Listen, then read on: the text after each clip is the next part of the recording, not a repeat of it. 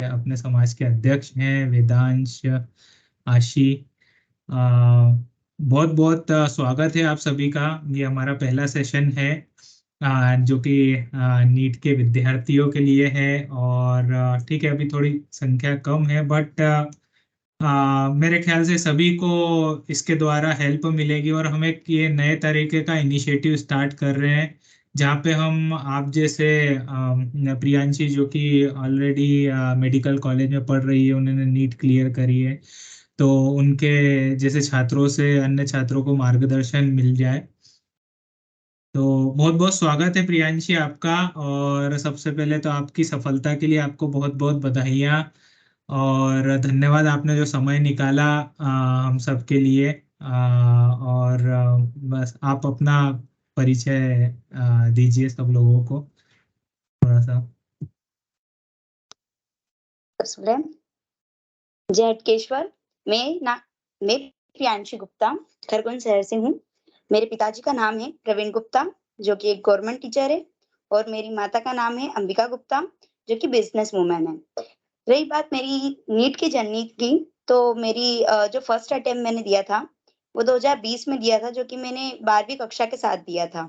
उसमें मेरा नीट का स्कोर था 450।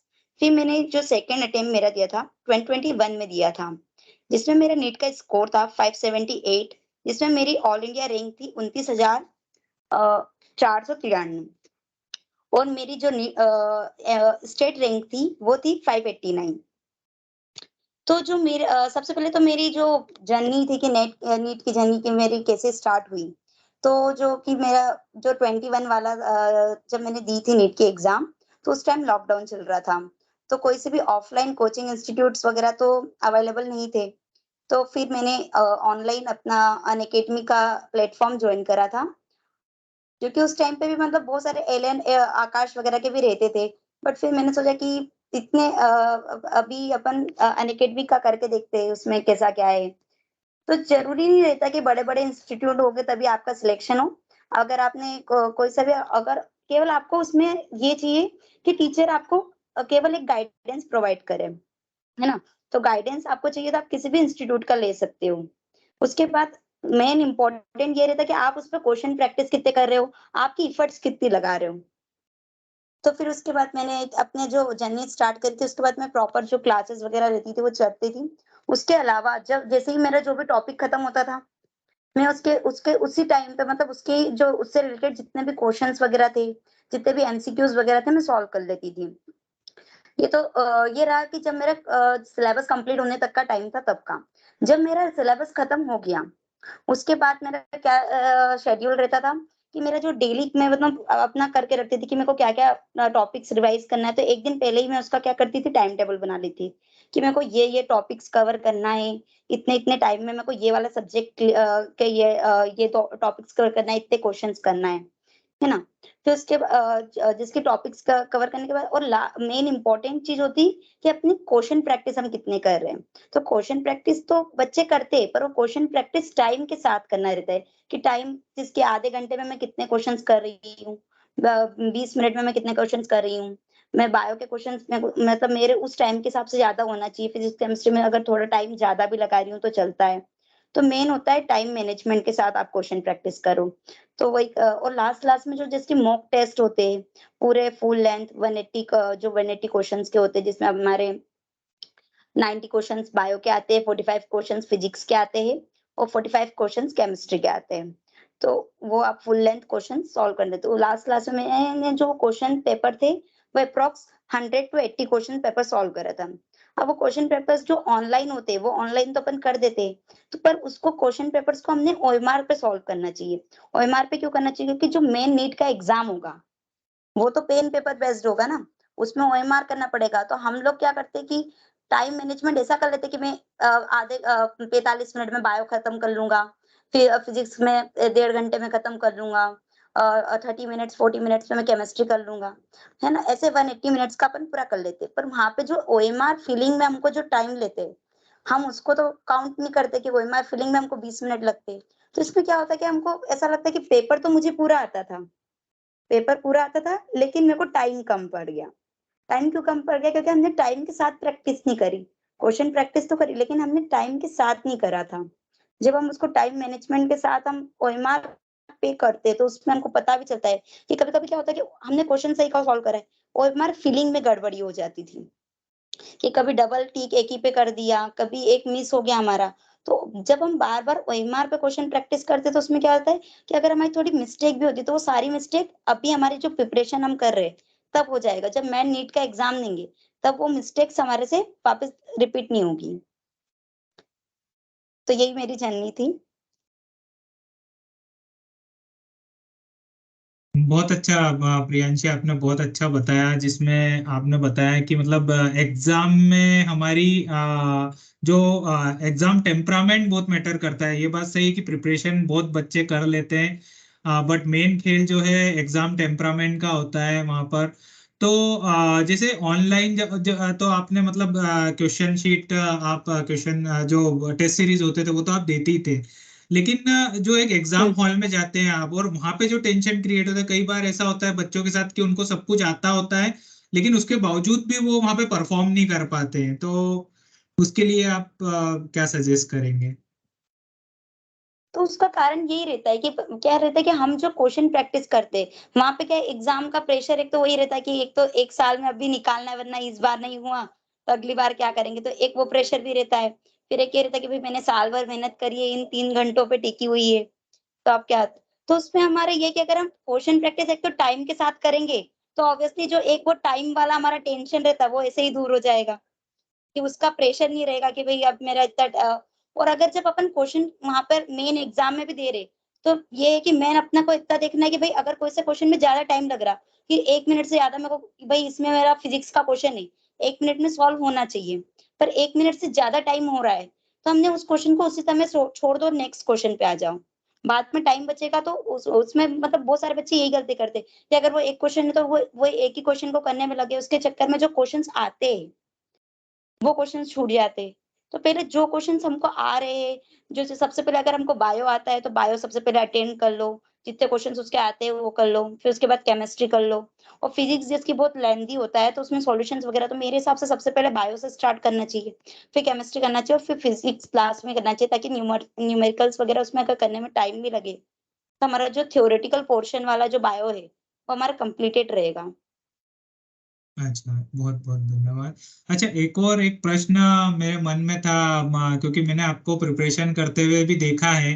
तो जितनी बार मैं देखता था, आप मतलब दुकान पे बैठ के ही आप मतलब प्रिपरेशन करते, क्योंकि आजकल क्या बच्चों की कंप्लेन ये होती है कि हमको माहौल नहीं मिल पाता है घर में, हमको एक और एक सेपरेट रूम चाहिए, या फिर एक सेपरेट कमरा चाहिए।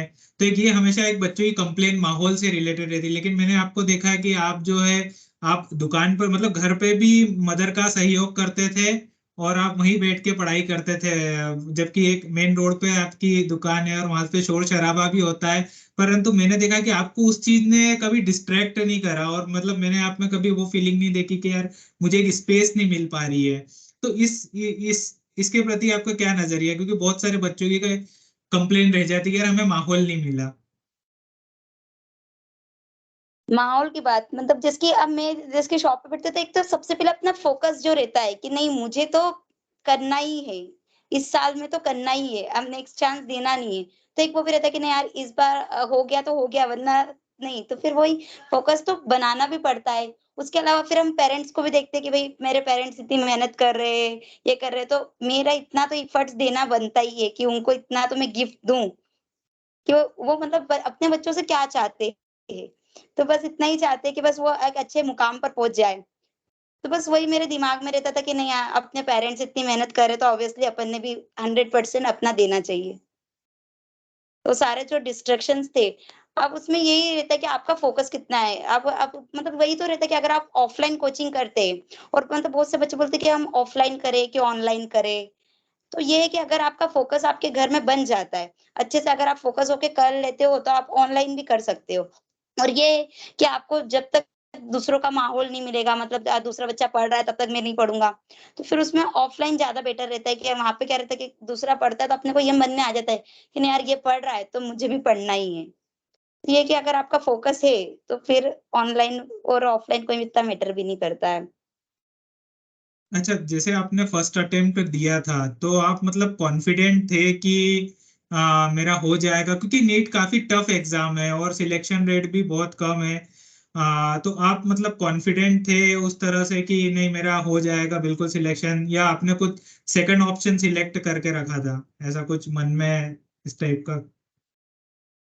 नहीं, जिसकी नीट के एग्जाम में अगर यही तो होता है कि जैसे कि जो भी हमने चीज का सोच के रखा है उसके लिए हमेशा पॉजिटिव थॉट्स रखो।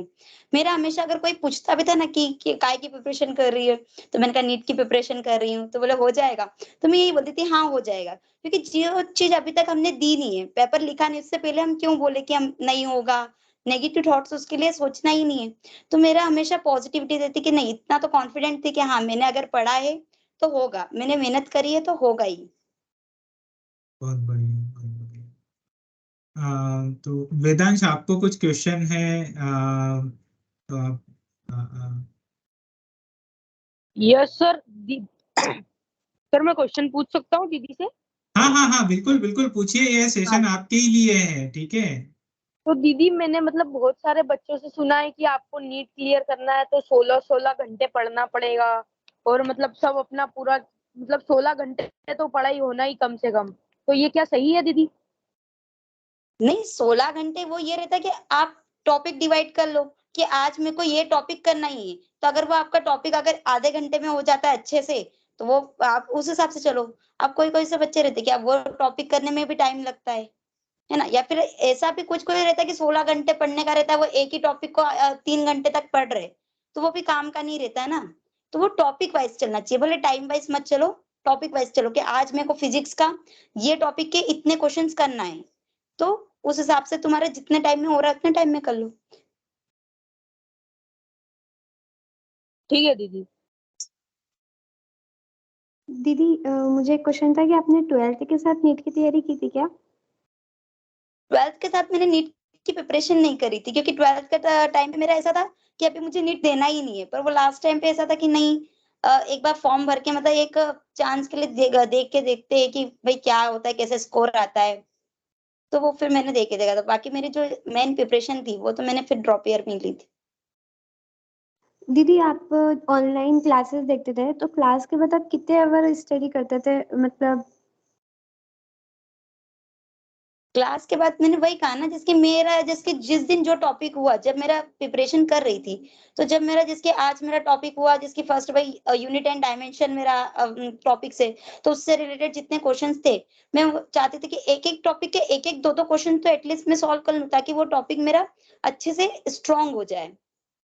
और फिर क्या रहता था कि भई वो अपन ने जब पढ़ लिया एक आधा चैप्टर, फिर उससे रिलेटेड जो क्वेश्चंस है वो प्रैक्टिस कर लो।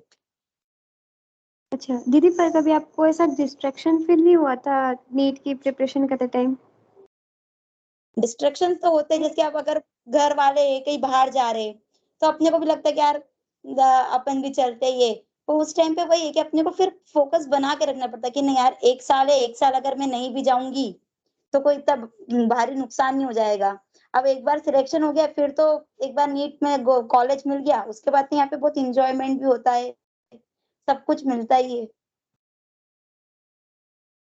ठीक है, थैंक देखिए, यू दीदी। एक एक इसमें मैं बीच में इंटरप्ट करना चाहूंगा। देखिए, डिस्ट्रैक्शन क्यों होता है मैं आपको बताता हूँ। मतलब जो आपका प्रिपरेशन से रिलेटेड एक क्वेश्चन है कि हम मतलब प्रिपरेशन करते करते जो है फ्रस्ट्रेट हो जाते हैं, ठीक है, कभी कभी। तो ये होता इसलिए क्योंकि बच्चे नॉर्मली क्या होता है मैं आपको बताता हूँ। बच्चे कोचिंग ज्वाइन करते हैं, ठीक है। अब कोचिंग जो लगती है, अब उस दिन क्या होता है कि बच्चा पहले जाता है, उसको समझ में नहीं आता है कोचिंग में, ठीक है। फिर वो घर पे आके उस चीज को, टॉपिक को समझने की कोशिश करता है। तो आपका जो टच टाइम होता है, जो एक आपने ऑलरेडी एक चीज को, टॉपिक को समझने में आप जो है अगर 7 से 8 घंटे, या आपने 4 से 5 दिन अगर एक टॉपिक को समझने में खर्च कर दिए, और उसके बाद भी आपसे क्वेश्चन नहीं सॉल्व हो रहा है, तो यहाँ पर जो है मैंने देखा है बच्चों में, यहाँ पर एक फ्रस्ट्रेशन जनरेट होता है कि, और क्या होता है कि सिलेबस भागना चालू हो जाता है। भाई आज एक टॉपिक पढ़ाया, कल दूसरा टॉपिक पढ़ाया, और तो ऐसे क्या होता है कि क्या बोल सकते हैं, उसका बैकलॉग जो है क्रिएट होते जाता है। और यही प्रॉब्लम जो है ना, यही सबसे बड़ी मिस्टेक करते हैं बच्चे। क्या करते हैं, पहले 11th में कोचिंग करी, बैकलॉग क्रिएट हुआ, फिर 12th में भी कोचिंग करी, बैकलॉग क्रिएट हुआ, फिर वो एग्जाम अपीयर करते हैं, उनका सिलेक्शन नहीं हो जाता होता है। तो फिर वो एक और ड्रॉप लेते हैं। क्यों लेते हैं? क्योंकि यार बैकलॉग क्रिएट हो गया था, मैं तो बैकलॉग को ही नहीं पूरा कर पाया, मैं तो प्रिपरेशन ही नहीं पूरी कर पाया, तो अब फिर से प्रिपरेशन करूंगा और फिर से मैं नीट की एग्जाम दूंगा। तो देखिए ये एक बहुत बड़ा जो है मतलब क्या बोल सकते हैं, एक बहुत बड़ी मिस्टेक होती है बच्चों की, कि वो बैकलॉग क्रिएट करते हुए जाते हैं। ठीक है, जो कि मतलब हमें, और फिर ये उनको शिकायत आ रही है यार मेरा तो हुआ ही नहीं, मैंने तो इतनी प्रिपरेशन करी थी। तो ये हमको मॉनिटर करना है कि यार हम कितने समय के अंदर, कितने कम समय में टॉपिक को समझ पा रहे हैं। क्योंकि मैंने भी गेट अपीयर करी है, मेरा भी जो है ऑल इंडिया अराउंड 4000 रैंक था उसमें। तो मैं यहाँ पे यही बोलना चाहूंगा कि क्या होता है कि आप पहले तो आज जो कोचिंग में टॉपिक पढ़ाया जा रहा है, ठीक है, पढ़ाने वाले उसको पहले से आप पढ़ के जाओ, उसको समझ के जाओ। तो वहां पर आप जो टाइम स्पेंड करोगे कोचिंग में, वो आपका प्रोडक्टिव टाइम रहेगा। और फिर घर पे आके, जैसा प्रियांशी ने कहा कि आपको केवल क्वेश्चन सॉल्व करना है, ठीक है। तो प्रॉब्लम क्या होती है कि आप बिना पढ़े जाते हैं और वहां पे आधी चीजें ऊपर से जाती है। तो फिर इस तरह से मतलब बैकलॉग नहीं क्रिएट करना है। हाँ, सेकेंड ड्रॉप आप कब लो? कि जब आपको एक कॉन्फिडेंस लेवल पे आ गए हो कि नहीं यार मेरे जो है कॉन्सेप्ट सारे क्लियर है, तो एक साल वो आपको जो है एग्जाम टेम्परामेंट बनाने में लगेगा, बजाय टॉपिक क्लियर करने पे। तो ये मतलब इस बात पे थोड़ा प्रियांशी आप भी अगर सहमत हैं तो थोड़ा सा आप भी इस पर फोकस करें, लाइट डालें।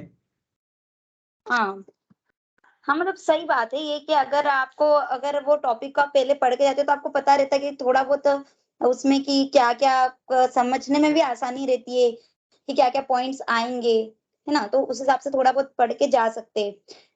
और रही बात जैसे कि अपनी फ्रस्ट्रेशंस वाली भी बोली थी कि थोड़ा फ्रस्ट्रेट हो जाते हैं कि भाई प्रिपरेशन करते हुए, तो उसमें ये रहता है कि अपने को कंटिन्यू पढ़ने के जो रहता है कि लोग 10-10 घंटे तक कंटिन्यू पढ़ना, कोई भी नहीं पढ़ पाते। इतने अटेंशन से तो कोई भी नहीं पढ़ पाएगा कि 10 घंटे भाई एक साथ बैठ के।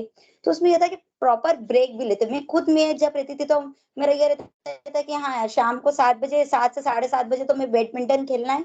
भले वो मेरा नीट के 2 दिन पहले एग्जाम भी हो, तो मैं बैडमिंटन खेलने गई थी। तो वो ये था कि उसमें रेस्ट भी माइंड को देना रहता है थोड़ा। कि आप बीच में प्रॉपर ब्रेक लो, 10-15 मिनट का भी ले लो उसमें, फिर एक बड़ा सा ब्रेक ले सकते हो। तो उसमें ये है कि अपने को एक वो जो स्ट्रेस रहता है पढ़ाई का, वो नहीं आता है। जी जी बिल्कुल। थैंक यू दीदी, वेदांश आपने आपको, बताया बहुत अच्छा लगा। हाँ, वेदांश कुछ पूछना था हाँ आपको? ये हाँ, मतलब दीदी मेरा ये क्वेश्चन था कि जो 11th और 12th है, इसको डमी करना डमी से भी कर सकते हैं या फिर रेगुलर कंटिन्यू करें? देखो, डमी अगर 11th-12th में आप डमी कर सकते हो तो कर लो, क्योंकि उसमें ये रहता है कि अपने को स्कूल, वैसे तो अगर आप डमी कर रहे हो तो उसमें अपना 11th-12th का सिलेबस तो सेम ही रहता है।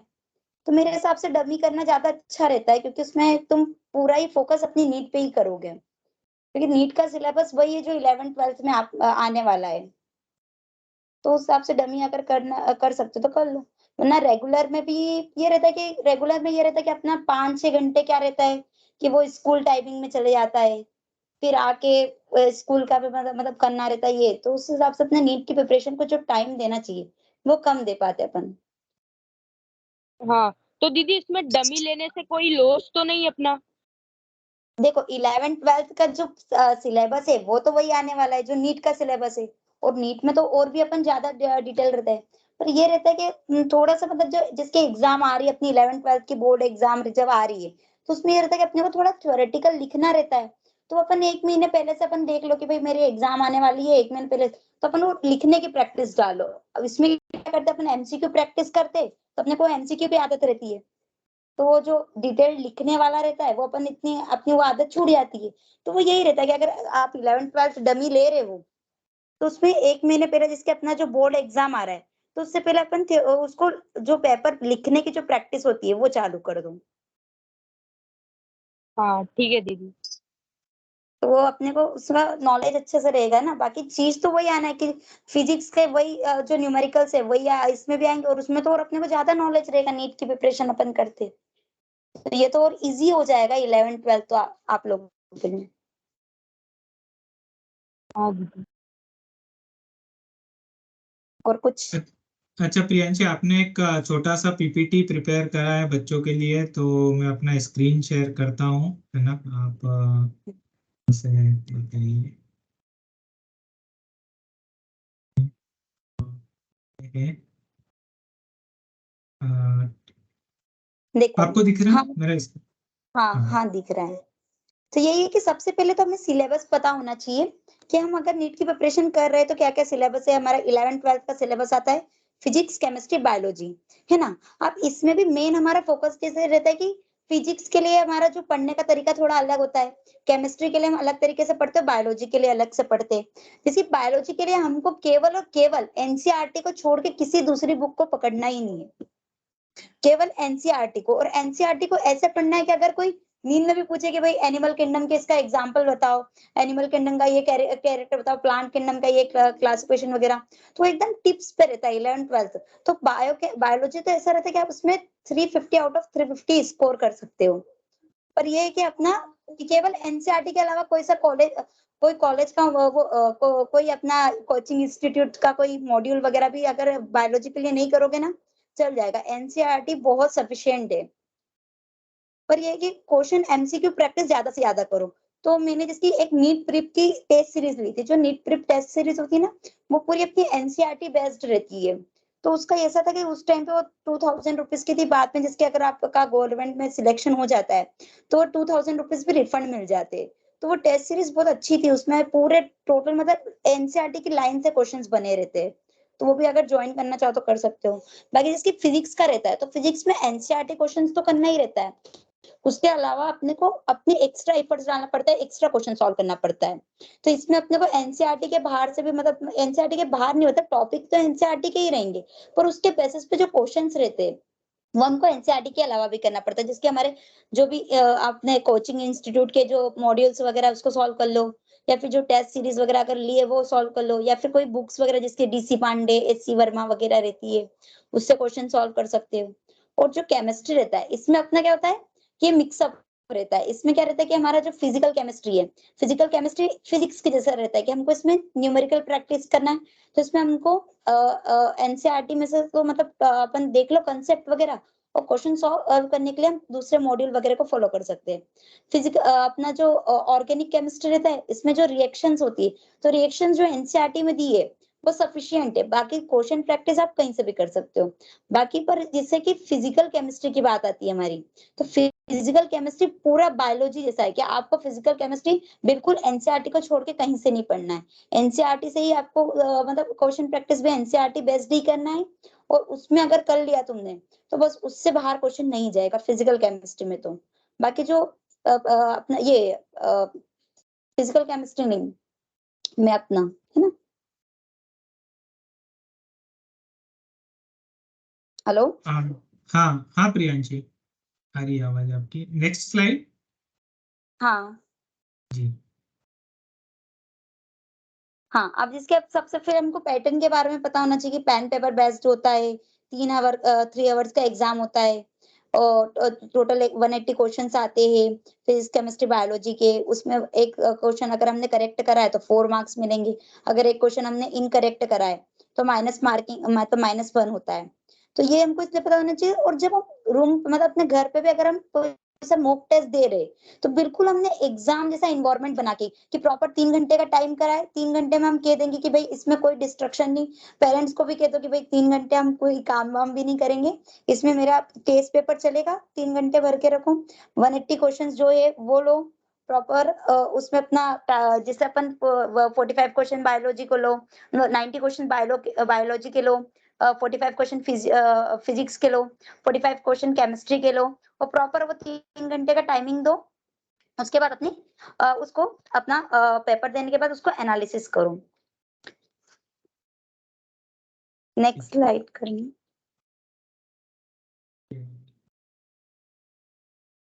हाँ, आप होता है कि मतलब हमने ये तो हर कोई कर रहा है कि क्वेश्चन प्रैक्टिस वगैरह, उसके अलावा क्या-क्या स्ट्रेटेजीज को हमने फॉलो करना चाहिए।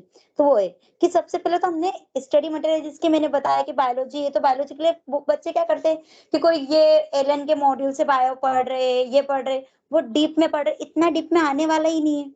जब वो डायरेक्ट एनसीईआरटी से आने वाली चीज है तो वो एनसीईआरटी को ही तुम 10 बार पढ़ लो ना। दूसरे 10 अलग अलग कोचिंग इंस्टीट्यूट का पढ़ने से अच्छा, अलग अलग स्टडी मटेरियल पढ़ने से अच्छा एक स्टडी मटेरियल पढ़ो एनसीईआरटी बायो के लिए, और भले तुम उसको 10 बार पढ़ लो कि वो एकदम टिप्स पे आ जाए, है ना।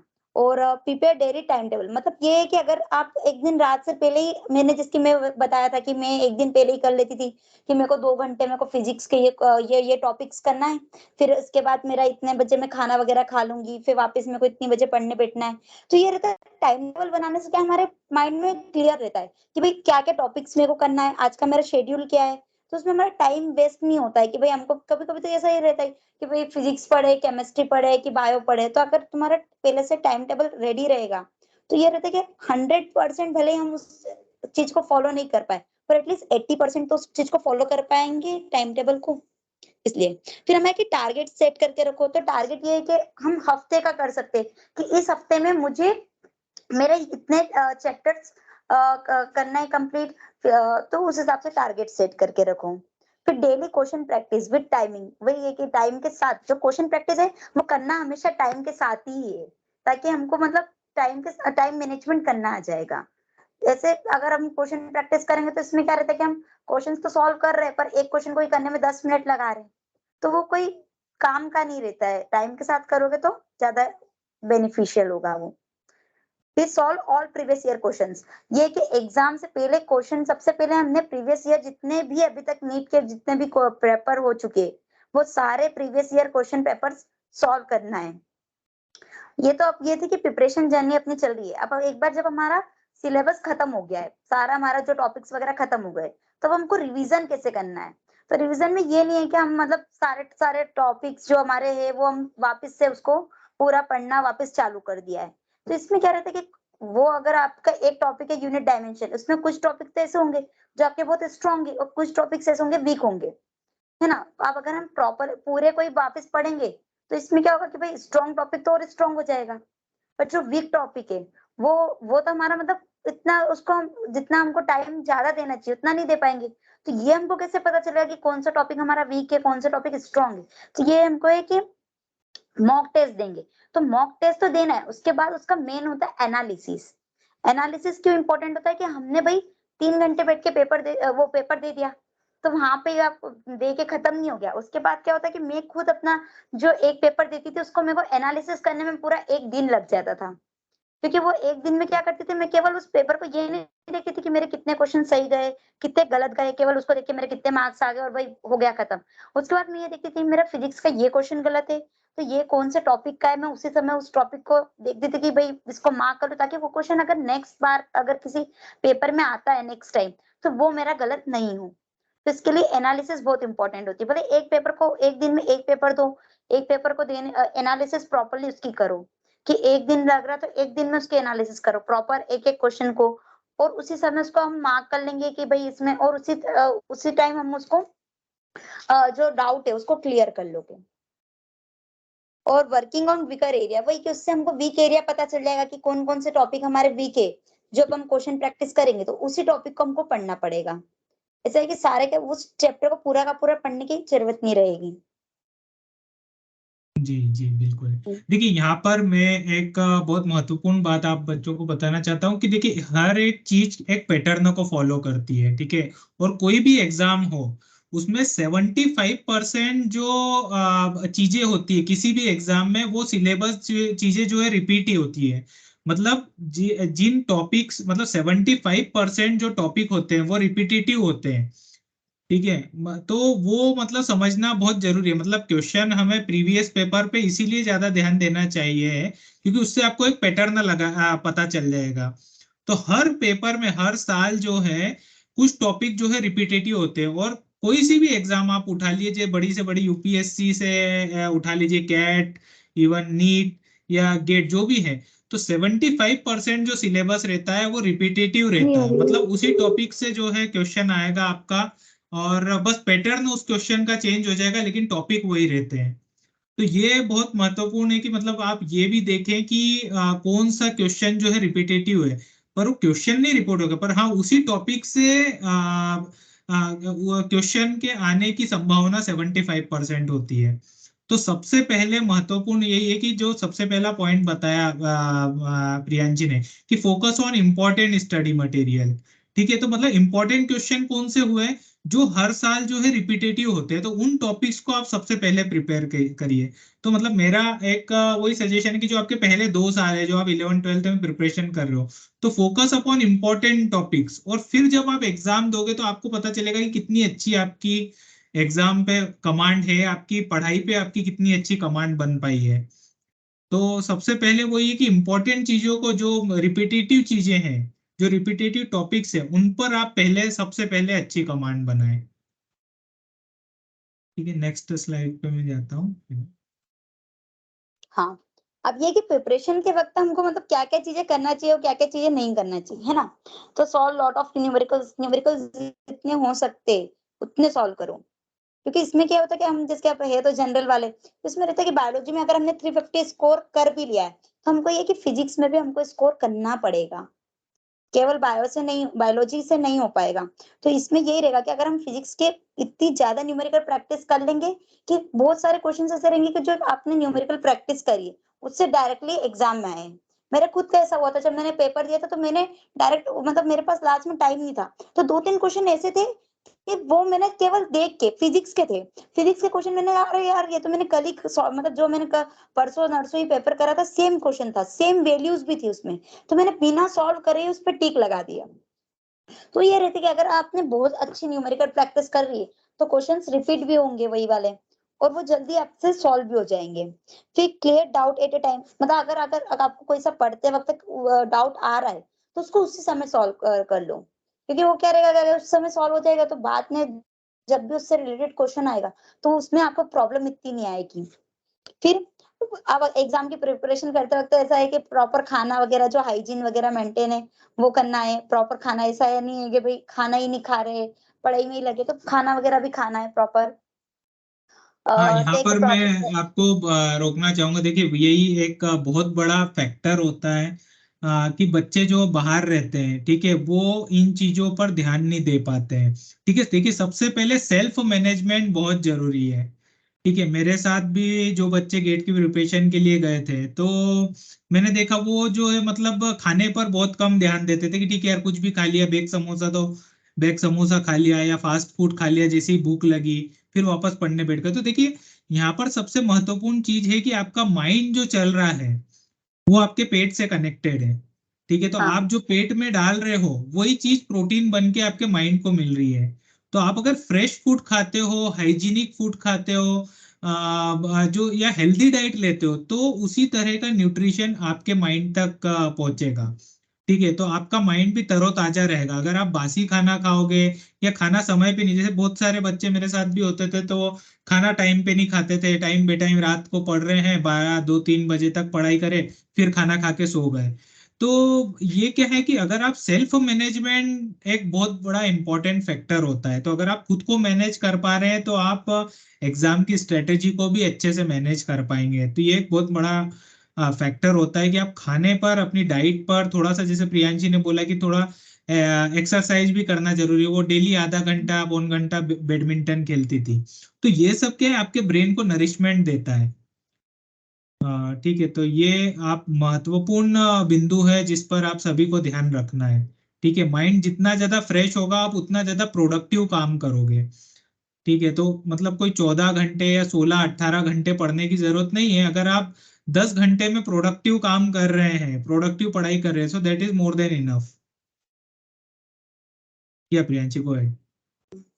और वही अपने प्रॉपर जो ब्रेक वगैरह, ये कि अगर हम 2-3 घंटे अगर पढ़ लिए, क्योंकि ब्रेन की भी कैपेसिटी होती है कंसंट्रेशन करने की, कि एक इतने 2 घंटे 1.5 घंटे तक 3 घंटे तक मतलब मैक्सिमम टू मैक्सिमम हमारा माइंड एक चीज पे फोकस कर सकता है, कर लेता है। पर उसके बाद फिर क्या होता है कि हमारा माइंड भी एक थक जाता है, तो उसमें हमको प्रॉपर उस टाइम पे ब्रेक देना जरूरी होता है। अगर हमने 10 मिनट 15 मिनट थोड़ा वॉक कर लिया, थोड़ा बीच में ये करे, तो हमारा माइंड वापस रिफ्रेश हो जाता है कि फिर हम प्रॉपर वापस 3 घंटे पढ़ने के लिए तैयार हो जाते हैं। कंटिन्यू 6 घंटे पढ़ने की भी जरूरत नहीं रहती कि भाई 6 घंटे, क्योंकि उतना वो अगर तुमने बोले 6 घंटे पढ़ लिया है, तुम्हें लगेगा कि मैंने 6 घंटे पढ़ लिया है, तो वो इतना प्रोडक्टिव नहीं रहेगा। और भले बीच में आपने आधे घंटे 15-20 मिनट का ब्रेक भी ले लिया है और फिर उसको पढ़ा है, तो वो ज्यादा अच्छे से अपने माइंड में रिटेन रहेगा, है ना। अब अपना रहे क्या नहीं करना चाहिए। तो क्या रहता है कि एक बच्चे क्या रहते हैं कि जब क्वेश्चन प्रैक्टिस करते भी है, तो अगर कोई एक टॉपिक उनका तो उसी पे वो 100 क्वेश्चन सॉल्व कर लिए। तो ऐसा भी नहीं कि स्टिक टू वन सब्जेक्ट, मतलब एक ही सब्जेक्ट के 100 क्वेश्चन सॉल्व कर लिए, तो कि एक ही टॉपिक के वो भी। तो ऐसा ही नहीं, अगर आप उसको 10 क्वेश्चन सॉल्व करो, उसमें भी आपका कंसेप्ट क्लियर हो जाएगा। अगर हो सकता है कि बाद में अगर वो ही क्वेश्चन आपको वापस नहीं समझ में आए, तो वापस सॉल्व कर लो। एक ही टॉपिक को पूरा खींचने की जरूरत नहीं है ना। और स्ट्रेस, अब ये रहता है कि हम जब क्वेश्चन पेपर देते हैं, तो सबसे पहले मतलब यही प्रॉब्लम आती है कि जब स्टार्टिंग में हम मॉक टेस्ट देना चालू करते हैं ना, तो हमारे मार्क्स इतने अच्छे नहीं आ पाते। मेरे खुद के पहले इनिशियली क्या आते थे, 250 मार्क्स आ रहे, 300 मार्क्स दे रहे, पहले मॉक टेस्ट दिया तो उसमें 300 आ रहे। तो ऐसा लगता है कि भाई अभी मेरे इतने मार्क्स आ रहे, तो पता नहीं नीट में अब कितने आएंगे। तो स्ट्रेस लेने की जरूरत नहीं, ये सभी के उसमें होता है, क्योंकि इनिशियल हम जब मॉक टेस्ट देना चालू रहते तो हमको पता नहीं रहता कि भाई कौन कौन से क्वेश्चन इंपॉर्टेंट है, कौन कौन से क्वेश्चन हमने प्रैक्टिस करना चाहिए।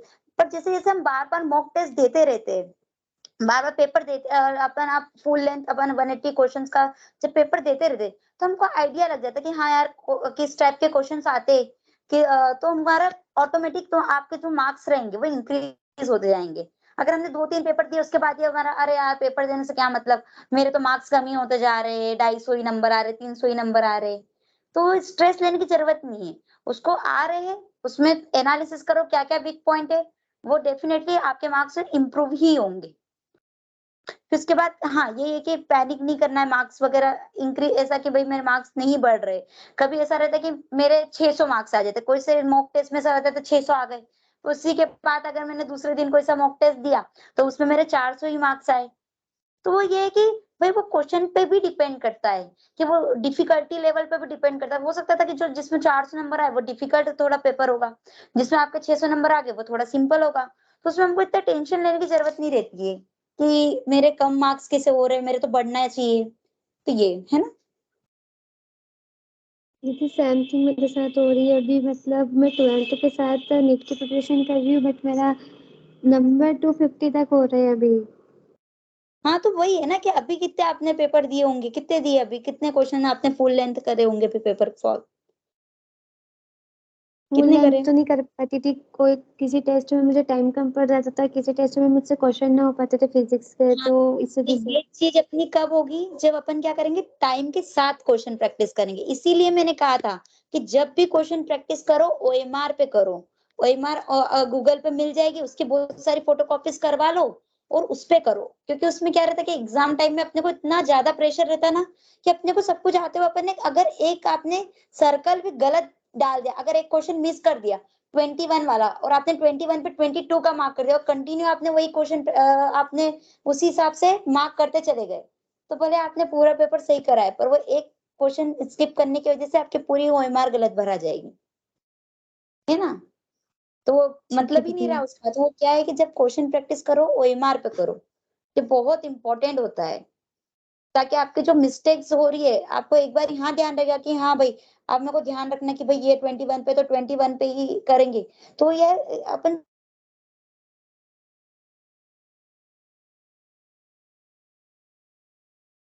शायद प्रियांशी डिस्कनेक्ट हो गई है।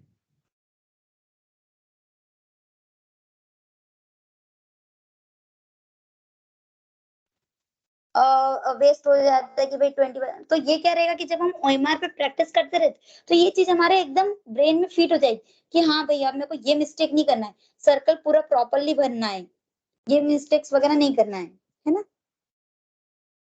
और कुछ ठीक है पूछना है। दीदी। दीदी मैं बायोलॉजी में एनसीईआरटी टिप्स बुक लगाती हूँ, जिस बुक्स में ना एनसीईआरटी के लाइन टू लाइन क्वेश्चंस है, हाँ, तो मैं उसमें फिजिक्स की भी लगा रही हूँ और केमिस्ट्री दोनों की लगा रही हूँ, तो वो बुक सही होती है क्या नीट के लिए, एनसीईआरटी टिप्स, फिंगरप्रिंट टिप्स? हाँ, नीट के लिए तो सारी बुक्स ही सेम सही है।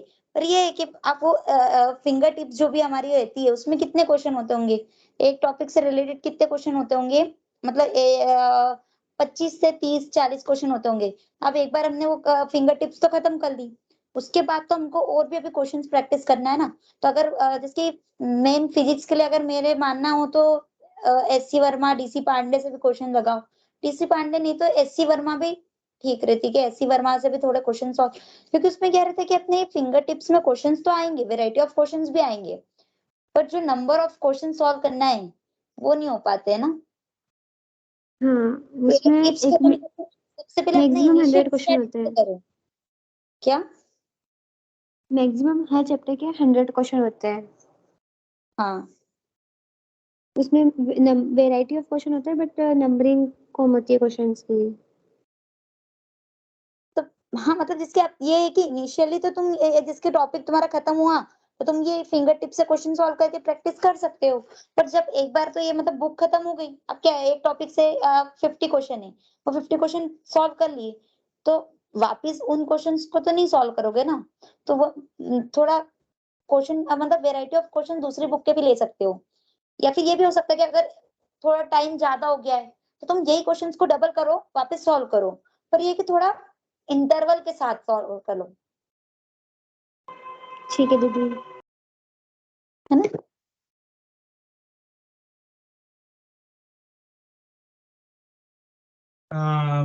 और कोई आपका क्वेश्चन है वेदांश, आशी? No sir. हो गया। कैसा लगा आपको ये सेशन, आशी और वेदांश? मुझे तो बहुत अच्छा लगा, मतलब थोड़ा रिलैक्स फील हो रहा है। दीदी ने बताया कि उन्हें किस हिसाब से मतलब उनकी जर्नी थी, तो थोड़ा रिलैक्स फील हो रहा है कि हाँ कर सकते हैं, एक मोटिवेट मिला है। हाँ सर, वेदांश, दीदी का मोटिवेशन हमें प्राप्त हुआ, इसके लिए दीदी को बहुत बहुत धन्यवाद दीदी। हाँ और हम हाँ, सोचते कि ऐसे ही कॉलेज मिले और हम भी ऐसे ही आज दीदी जहाँ है वहाँ हम पहुंचे। हाँ, हम मैं भी यही सोचती हूँ कि आप लोग भी अगली बार इस टाइप के सेशन आप लोग ले, और आप भी मतलब फ्यूचर डॉक्टर, अच्छे फ्यूचर डॉक्टर्स बने, जो भी आपको बनना है, कार्डियोलॉजिस्ट, रेडियोलॉजिस्ट, जो भी बनना है वो आपकी, जैसे एमबीबीएस में तो सिलेक्शन हुई, और आगे भी आपको जो भी जिस ब्रांच में सिलेक्शन चाहिए वो मिले, है ना। और पॉजिटिविटी के हेलो। साथ कोचिंग प्रैक्टिस करते जाओ, डेफिनेटली सिलेक्शन होगा ही। कभी भी माइंड में नेगेटिव मत लाना कि मेरा होगा कि नहीं। ये चीज माइंड में आ गई कि होगा कि नहीं, तो फिर वो उस चीज से थोड़ा निकलना मुश्किल हो जाता है ना। हाँ दीदी ठीक है ठीक दीदी। है। और ये डाउट था कि आपको कौन सा कॉलेज मिला दीदी? मुझे Atal Bihari Vajpayee government medical college Vidisha का मिला है, जीएमसी विदिशा। अच्छा, तो दीदी मतलब वहाँ पे मतलब दूसरे स्टेट में मिलता है तो कुछ प्रॉब्लम होती होगी वहाँ पर? नहीं, मेरा खुद एमपी का ही कॉलेज है। अच्छा हाँ दीदी। नहीं मतलब दूसरी जगह मिला तो मतलब प्रॉब्लम होती होगी ना फिर। नहीं, देखो ज्यादातर जिसके अगर ऑल इंडिया वगैरह से अगर अपने को अच्छे कॉलेजेस मिले, एम्स वगैरह मिला है, ये मिला है, तो उसमें लैंग्वेज प्रॉब्लम तो नहीं आती है ना, क्योंकि बेसिकली हिंदी इंग्लिश चलता है, तो इंग्लिश तो नॉर्मली सभी दूर चलती है। पर ये रहता है कि अगर हमारा जिसकी महाराष्ट्र वगैरह साइड या फिर कहीं दूसरी जगह के कॉलेजेस मिलते, तो उसमें सबसे मेन जो प्रॉब्लम आ जाती है लैंग्वेज की आ जाती है, कि वहाँ के एरिया की लैंग्वेज हमको नहीं आती है ना। तो वो थोड़ा टफ हो जाता है कि भाई लैंग्वेज में कैसे हम थोड़ा उनके वहाँ का नेचर भी मतलब अलग हो जाता है थोड़ा। तो वो पर ये रहता है कि हम धीरे-धीरे रहते-रहते आदत हो ही जाती है ना? हाँ ठीक है दीदी। ठीक है। विशाल भैया जो हमारे समाज के युवा अध्यक्ष हैं, विशाल भैया आप कुछ बोलना चाहेंगे? धन्यवाद प्रियांशी जी, आपने अपना कीमती समय जो समाज को मार्गदर्शन में दिया, उसके लिए बहुत बहुत धन्यवाद आपको। और आगे भी आप इसी प्रकार सबको मार्गदर्शन देती रहेंगे, ये मेरा आपसे निवेदन है। हाँ, बिल्कुल इसी तरीके से हम मार्गदर्शन भी देते रहूँगी, और आप लोगों का भी बहुत-बहुत धन्यवाद कि मुझे ये प्लेटफ़ॉर्म मतलब दिया, जहाँ पे मतलब मैं अपनी जैसे मतलब जो मैंने अपनी जर्नी में जो स्ट्रगल फेस करा था, तो उसमें मैं गाइडेंस करने वाला कोई नहीं था। तो इस तरीके से मतलब दूसरे बच्चों को मैं गाइडेंस प्रोवाइड कर पाऊँ, तो ये मेरे लिए भी बहुत बड़ी बात होती है। तो आप सभी का भी धन्यवाद। धन्यवाद। बिल्कुल प्रियांशी, हम लोग भी चाहते हैं, क्योंकि हमारे समाज में क्या है, इंजीनियर तो बहुत सारे हो गए लेकिन डॉक्टर बहुत कम है। तो हम चाहते हैं कि हमारे बच्चे जो हैं आने वाली जनरेशन में और ज्यादा नीट क्लियर करें और ज्यादा जो है बच्चे डॉक्टर की बने, क्योंकि कहीं ना कहीं मार्गदर्शन की कमी रहती है। क्योंकि हमारे के इंजीनियर को गाइड करने वाले बहुत सारे लोग हैं, बट डॉक्टर में ये कम है। तो हम क्या इस सीरीज को आगे बढ़ाते जाएंगे, और वेदांश, आशी, हम इसमें आगे और ये भी सोचेंगे किस तरह से आपको पर्सनल गाइडेंस प्रोवाइड करवाया जाए, ठीक है, जिससे आपको आगे भी जो है समय समय पर मार्गदर्शन मिला करे।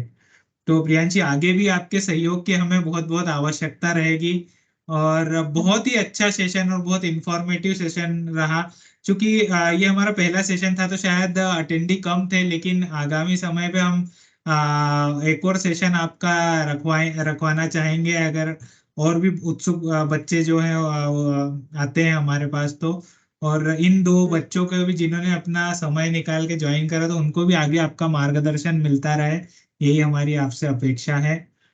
और बहुत बहुत धन्यवाद। एक छोटा सा आपके हमारी समाज की तरफ से आपको प्रशंसा पत्र, जिसकी हार्ड कॉपी आपको सेंड करी जाएगी। तो ये दशोरा नागर समाज की तरफ से आपको प्रशंसा पत्र दिया जाता है कि आपने समाज के लिए मार्गदर्शन हेतु समय निकाला। तो बहुत बहुत आभार, और आपके हम उज्जवल भविष्य की कामना करते हैं प्रियांशी। आपका भी बहुत बहुत धन्यवाद इस प्रशंसा के लिए।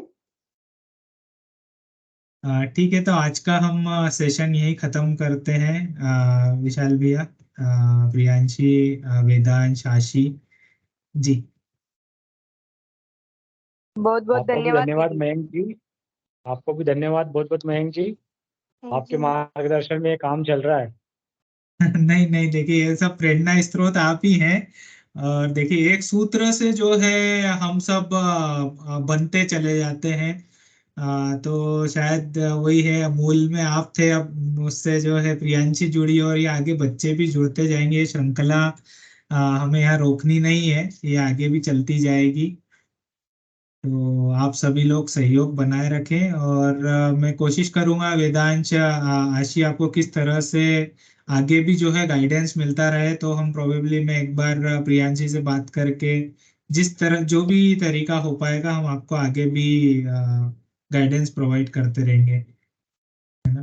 तो आपने जो ये, धन्यवाद जी बिल्कुल धन्यवाद बिल्कुल, तो मयंक ये, सर। हाँ, ये वीडियो को मैंने रिकॉर्ड किया हुआ है, ठीक है। तो इस वीडियो की रिकॉर्डिंग भी मैं आपको शेयर करूंगा, ठीक है, तो ताकि आप आगे भी देख सकें। प्लस ये जो पीपीटी शेयर करी थी वो भी आपको मैं दोनों को सेंड कर दूंगा, और समाज के ग्रुप में भी सेंड करूंगा, ताकि आपको थैंक यू। इसमें ठीक है। बहुत बहुत धन्यवाद आप सभी का। Priyanshi, thank you so much. और अग्रिम शुभकामना। अच्छा, एक और बात मैं बताना भूल गया कि प्रियांशी ने इस बार फर्स्ट ईयर की परीक्षा में टॉप 10 में मध्य प्रदेश में अपना नाम दर्ज करवाया है। I think 6th rank I Priyanshi, right, आपकी ये मध्य प्रदेश में। हाँ जी जी। तो देखिए बहुत टफ एग्जाम होती है, एमबीबीएस का फर्स्ट ईयर जो है बहुत टफ होता है, और उसमें टॉप 10 में आना भी एक बहुत बड़ी उपलब्धि है। तो प्रियांशी, आगे भी हम आपको यही शुभकामना देना चाहेंगे समाज की तरफ से कि आप नया मुकाम हासिल करें, और समाज को इसी तरह मार्गदर्शन प्रदान करते रहें। हाँ बिल्कुल। बहुत बहुत धन्यवाद आप सभी का। शुभ रात्रि। धन्यवाद।